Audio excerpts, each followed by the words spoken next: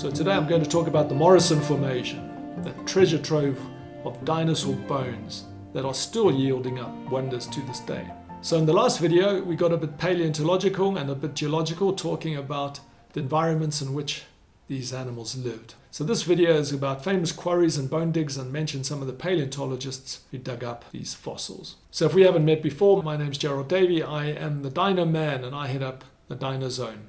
So if you're passing by, come and visit the physical Dino Zone. Otherwise, follow us here and we'll talk about dinosaurs and rocks and minerals and all those wonderful paleontological things. And so we would love it if you would subscribe, like, and share this video. It's good for the algorithm.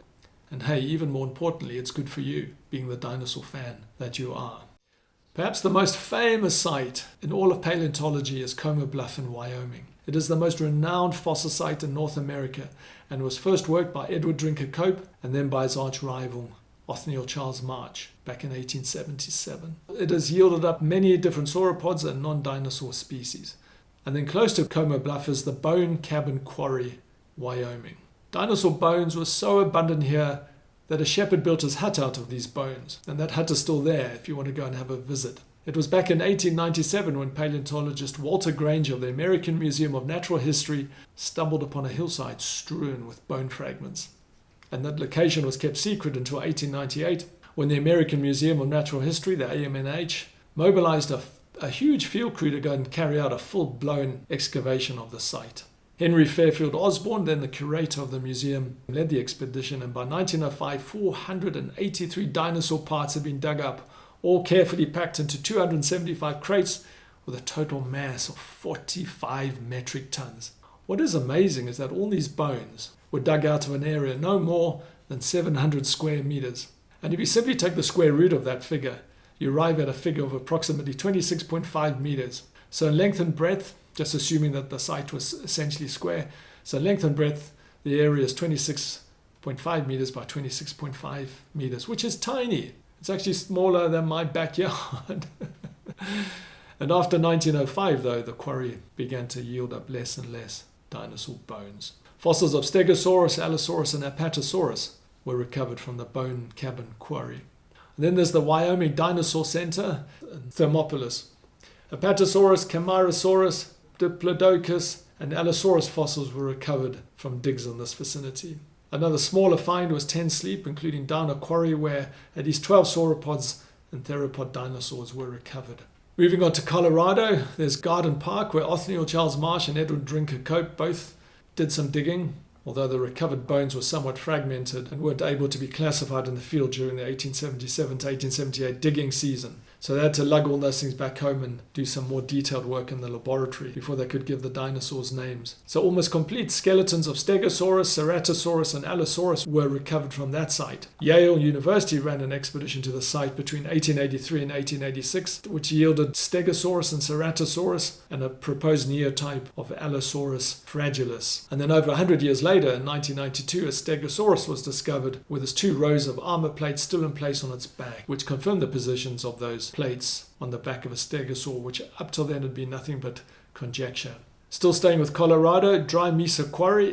In 1972, researchers from the Brigham Young University dug up a wide range of creatures including Supersaurus, Ultrasaurus, and Torvosaurus. Then there's the Fruita Paleontological Resource Area, and this site was dug by George Callison of California State University, assisted by the Los Angeles Museum of Natural History. We were holding out for some flagship dinosaurs to be dug up from there, but instead they found specimens of mammals, lizards, and crocodiles, which are arguably better finds than the usual dinosaurs because they furthered our knowledge of the fauna and flora of the Morrison Formation. 2 new dinosaurs were found there. Frutifossa winchephilia and Frutidens were described from the area. Here's a bit of a pronunciation. Purgatoire. The Purgatoire River track site, Ontario County. Purgatoire has been simplified into picket wire. Purgatoire. Picket wire. So I love the fact that there are tracks of dinosaurs recording how they walked and where they walked, lying preserved in the ancient muds of the site for us all to see.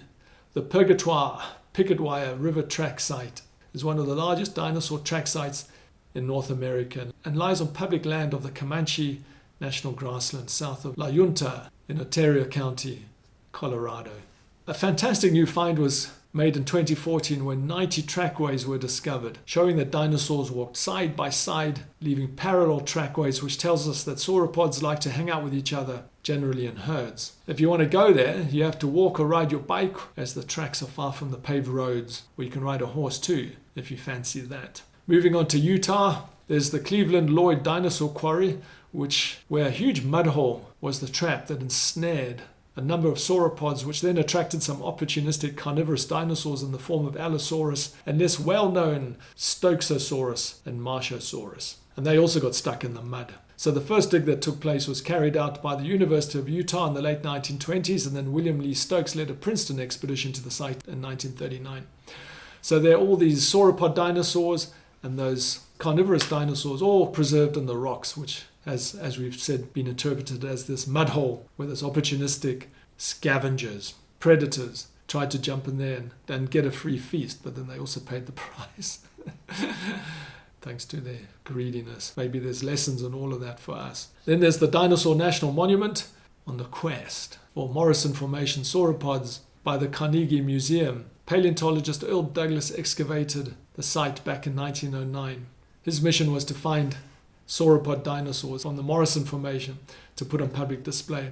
What's so fantastic about this place is that there's a wall of bones located within the dinosaur quarry building in the park, which consists of a steep rock layer which contains thousands of dinosaur fossils. And so the preserved section is only a portion of what was originally present when Douglas made his discovery, as can be seen on the map. So when work ceased in 1922, a portion of the quarry was left for future development. And so dinosaurs recovered from the Dinosaur National Monument include Ceratosaurus, Torvosaurus, Allosaurus, Apatosaurus, Barosaurus, Diplodocus, Camarasaurus, and Stegosaurus. And then finally, there's the Hanksville Burpee Quarry near Hanksville.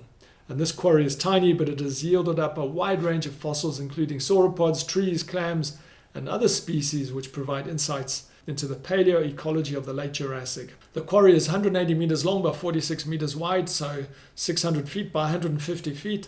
And the Burpee Museum of Natural History in the Western Illinois University did the digging, and in 2008 announced to the world that they'd made some major finds, including what was thought to be a Stegosaurus, 4 sauropods, and at least 2 carnivorous dinosaurs. And so the Hanksville Burpee site has the potential of being another great dinosaur bone bed to rival Dinosaur National Park and the Cleveland Lloyd Dinosaur Quarry. It would appear that the dinosaurs were caught in the bend of a large river, which back in the day acted as a trap for the animals that had died upstream and subsequently carried down by the raging floodwaters. So that's the end of the Morrison Formation video, the second video of the series. So remember to like, to subscribe, to share, because it's good for the algorithm, it's good for me, and more importantly, it's good for you. And what's not to like about that? So leave your comments, the good, the bad, and the ugly, and let me know what videos you'd like me to make.